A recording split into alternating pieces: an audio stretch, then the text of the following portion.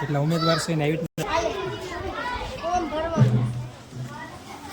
ઉભા કરો. હા એટલે પકડી ઉભા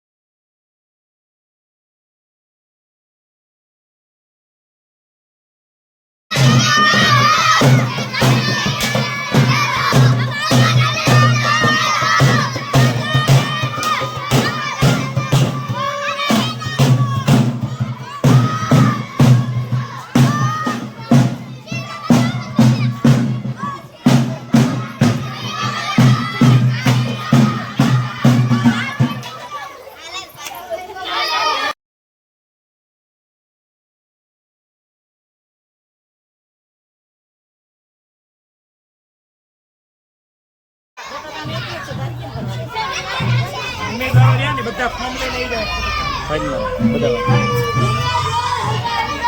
આયા ગયો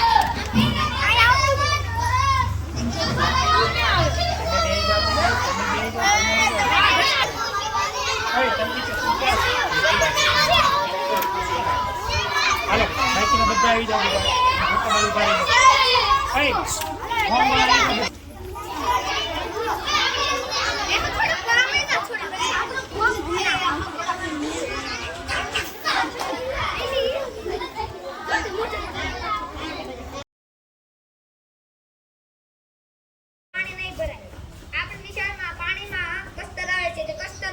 શાળામાં સાફ સફાઈ સારી રહે છે.